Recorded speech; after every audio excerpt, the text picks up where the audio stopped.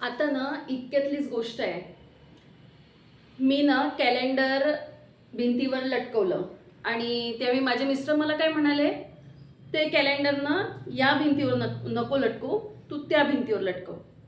मग मला प्रश्न पडला, असं का या भिंतीवर नको लटकू त्या भिंतीवर लटकव. मी त्यांना विचारलं का बरं नाही, या भिंतीवर का बरं नाही लटकवायचं. तर ते मला म्हणाले की कॅलेंडर ना या दिशेला ठेवायचं असते, असं ते मला म्हणाले. आणि मग मी त्यांना विचारलं, असं का या दिशेला का बरं ठेवायचं कॅलेंडर. तर मी त्यांना असं का विचारल्यावर त्यांच्याकडे त्या प्रश्नाचं उत्तर नव्हतं. पण मला प्रश्नाचं उत्तर पाहिजे होतं की का नाही कॅलेंडर त्या दिशेला ठेवायचं, का नाही कॅलेंडर या भिंतीला लावायचं. मला त्या प्रश्नाचं उत्तर हवं होतं, त्याच्याशिवाय माझं मन मांडलं नसतं. तर तुमच्यासोबत असं होते का, तुम्हाला असे प्रश्न पडतात का. जर तुमच्या घरी असे प्रसंग आले तर तुम्हाला असे प्रश्न पडतात का की का ही गोष्ट अशीच करायची, का हे असंच करायचं. तर मला असे प्रश्न पडतात आणि मला त्या प्रश्नांचं उत्तर सुद्धा हवं असतं, त्यामागचं कारण सुद्धा मला हवं असतं.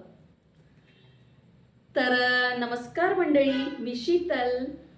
आणि तुम्हाला आता काय विषय असेल व्हिडिओचा तो कळलाच असेल. आता जे मी तुम्हाला सांगितलं त्यावरून तुम्हाला व्हिडिओचा विषय कळलाच असेल. तर आज आपल्याला अशाच काहीतरी विषयावर बोलायचं आहे, तर व्हिडिओ शेवटपर्यंत नक्की पहा. आणि खूप शास्त्रशुद्ध माहिती मी देणार नाही व्हिडिओमध्ये. मी फक्त माझे अनुभव किंवा जे मला माहिती आहे ना तेवढंच मी तुमच्यासोबत शेअर करत असते नेहमी. तर त्याच्यामध्ये खूप मला त्या गोष्टीचा खूप खोलवर अभ्यास आहे वगैरे असा काही त्याचा अर्थ होत नाही. तर मित्रांनो, अशा गोष्टी आपल्यासोबत घडत असतात, आपल्या आयुष्यात घडत असतात. आपल्याला ना आपले आईवडिलांनी सांगितलेलं असतं, आपल्या सासूबाईंनी सांगितलं असतं की बाई हे असं कर, असं करू नको, पूजा अशी कर, तशी कर. अशा बऱ्याच गोष्टी असतात ना, प्रत्येकाला येतात हे अनुभव, प्रत्येकाला येतात. मला पण येतात, मला पण आलेले आहे. पण माझं ना फक्त मला असं कर तसं कर म्हणून माझं समाधान होत नाही. मला त्यामागचं कारण नेहमी जाणून घेण्याची उत्सुकता असते आणि ती असायलाच पाहिजे. आणि माहिती आहे का काय झालं, आता आपण 21व्या शतकात जगतोय. आता हे 21वं शतक आहे, सगळं डिजिटल झालेलं आहे. पण जरी डिजिटल झालं आणि जरी हे 21वं शतक आहे, तरी आपल्या ज्या काही जुन्या गोष्टी होत्या त्या गोष्टी सगळ्या चुकीच्या आहे असा त्याचा अर्थ नाही आहे. की जे आपल्याला आपल्या जुन्या लोकांनी सांगितलंय ते सगळं चुकीचं आहे असा त्याचा अर्थ नाही. आपल्या संस्कृतीमध्ये 16 संस्काराला अजूनही महत्त्व आहे. आणि 16 संस्कार म्हणजे काय, ते का बरं करायचे, तर त्या प्रत्येक संस्कारामागे शास्त्रीय कारण आहे, वैज्ञानिक कारण आहे. पण ते ना वैज्ञानिक कारण आपल्यापर्यंत कोणी यूज दिलेलं नाही किंवा आपल्याला कोणी सांगितलेलंच नाही. फक्त जे पूर्वापार चालत आलेल्या गोष्टी आहे ना त्या पिढी आणि दर पिढी चालत आहे. त्याच्यामध्ये मला असं वाटतं की कधी कोणाला मागच्या पिढीला प्रश्न पडले असतील की नाही बा, हे का बरं करतोय आपण, काय कारण आहे याच्या मागे, असे प्रश्न आपल्या मागच्या पिढीला पडले की नाही मला माहित नाही. पण येणाऱ्या पुढच्या पिढीला हे प्रश्न नक्कीच पडणार आहे आणि त्या प्रश्नांची उत्तरं आपल्याला देता आली पाहिजे. कारण पुढे पुढे येणारी जी पिढी आहे ना ती एकदम स्मार्ट होणार आहे, ती स्मार्ट पिढी जन्माला येणार आहे. आणि ते आपण हे सांगितलं म्हणून ते ऐकतील अशी अपेक्षा आपण त्यांच्याकडून ठेवू शकत नाही.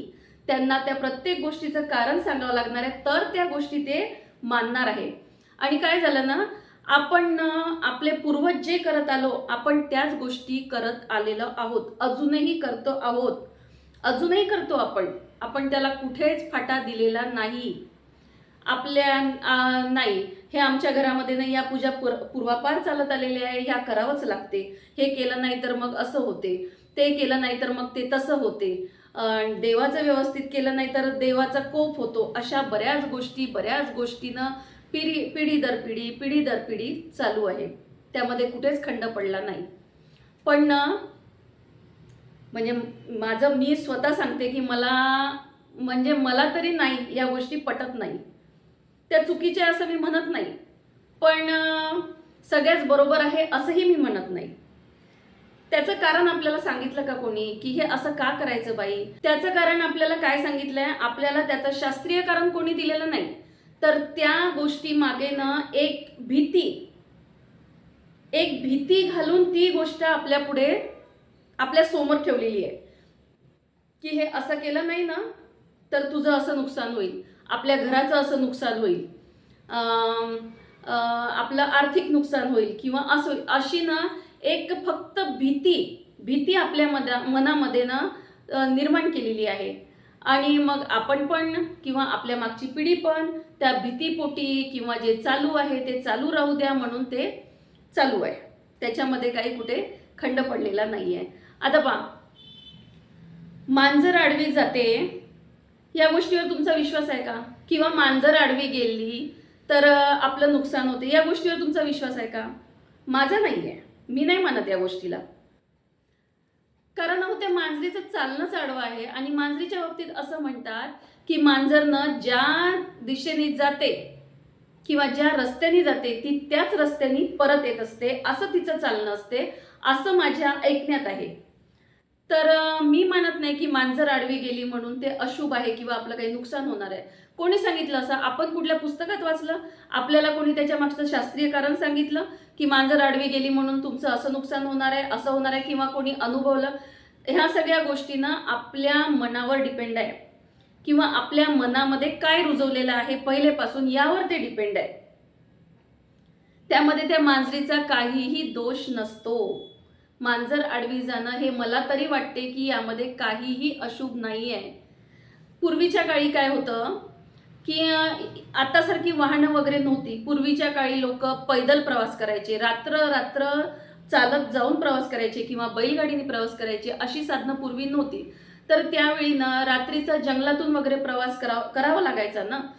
तर मग रात्रीच्या वेळी काय व्हायचं की ती जंगलातली प्राणी, जंगलात जे काही राहतात ते प्राणी असे समोरासमोर यायचे. तर त्यामुळे ना त्या प्राण्यांपासून आपला बचाव करण्यासाठी म्हणून 2 पावलं मागे सरकायचे चालताना. त्यामध्ये मग मांजरी सुद्धा राहायच्या, रानमांजरी राहायच्या.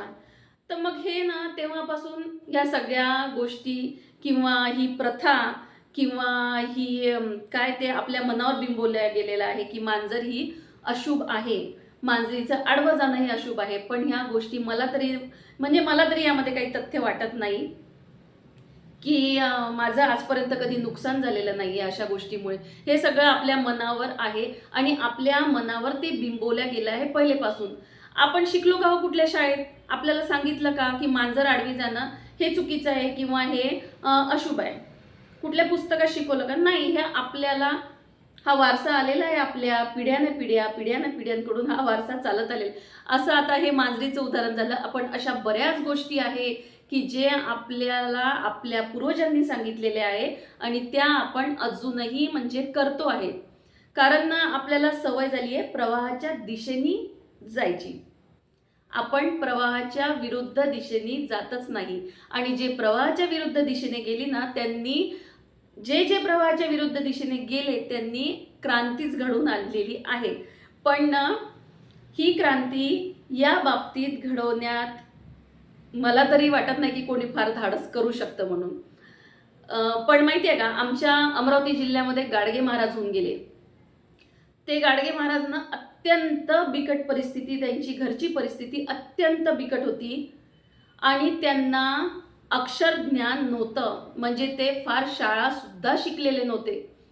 पण तरी सुद्धा त्यांनी आपल्या कीर्तनाच्या माध्यमातून, आपल्या भजनाच्या माध्यमातून लोकांमध्ये एवढी जागृती केली होती. त्यांनी ना लोकांची अंधश्रद्धा, याला आपण अंधश्रद्धाच म्हणू शकतो, लोकांची अंधश्रद्धा दूर करण्यासाठी त्यांनी ना इतके कीर्तन केले आणि इतकं छान ज्ञान त्यांनी लोकांना दिलं. त्या व्यक्तीला स्वतःला अक्षर ज्ञान नसताना त्यांनी दुसऱ्याला ज्ञान दिलं. आणि खूप छान, जर तुम्ही वाचलं असेल गाडगे महाराजांबद्दल तर त्यांनी खूप छान लोकांच्या मनातली अंधश्रद्धा दूर करण्याचा प्रयत्न केलेला आहे. आणि नक्कीच ते आत्मसात करण्यासारखं आहे. त्यांनी जे सांगितलं ना ते आत्मसात करण्यासारखं आहे. असे बरेच लोक होऊन गेलेले आहे की ज्यांनी या गोष्टीला फाटा देण्याचा प्रयत्न केलाय, म्हणजे लोकांना अंधश्रद्धेतून बाहेर काढण्याचा प्रयत्न केलेला आहे. तर आता ज्याच्या मनावर अंधश्रद्धेचा पगडा मजबूत आहे तो यातनं बाहेर पडू शकत नाही, पण ज्याला खरं कारण जाणून घेण्याची उत्सुकता असते, की ज्याला या गोष्टी मागे काय कारण आहे, हे असं का करायला नाही पाहिजे, हे ज्याला जाणून घेण्याची उत्सुकता असते ना, तो बरोबर त्या गोष्टीपर्यंत पोहोचतो आणि हे असं का करू नये किंवा का करावं याचा शोध घेतो. तर मला तरी वाटते की जर आपल्याला आपल्या पुढच्या पिढीला जर त्यामागचं कारण सांगायचं असेल तर त्यासाठी पहिले आपल्याला स्वतःला ती कारणं माहीत असली पाहिजे ना, तर आपण पुढच्या पिढीला सांगू शकू. आणि आतापर्यंत आपली पिढी अशी होती की जी आपण आपल्या मागच्या पिढीचं ऐकून घेतलं, त्यांच्या म्हणण्याप्रमाणे आपण करत गेलो. पण आपल्या पुढची पिढी हे करणार नाही. त्यांना तुम्हाला सांगावंच लागेल की हे असं का, तर ते तुमचं ऐकतील, तर ते त्या गोष्टी करतील, नाहीतर ते करणार नाही. आणि ही फॅक्ट आहे आणि हे पुढे असं होणारच आहे. त्याच्यामुळे ना गोष्टीमागचं विज्ञान, गोष्टीमागचं सायन्स नेहमीच जाणून घ्या. आता जसं मी माझ्या मागच्या व्हिडिओमध्ये सांगितलेलं आहे की कपाळावर कुंकू का लावावं किंवा कपाळावर 2 भुवयाच्या मध्ये कुंकू का लावावं, तर ते का लावावं या मागचं कारण सुद्धा मी त्यामध्ये सांगितलेलं आहे. आणि जर तुम्ही असं कारण कोणाला सांगितलं तर ते ते पटू शकेल की कुंकू लावण्यामागे हे कारण आहे की त्या जागेच्या मागे आपलं आज्ञाचक्र असतं आणि कुंकू लावल्यामुळे ते आज्ञाचक्र त्याला चेतना भेटते. हे जर आपण सांगितलं तर ते पटू शकेल. पण आपण फक्त सांगितलं की बाई कुंकू लाव, टिकली लाव, आपण त्या मुलीच्या कितीही मागे लागलो तरी ती गोष्ट करणार नाही. तर हे सर्व असं आहे. आणि म्हणजे माझं वैयक्तिक मत असं आहे बा.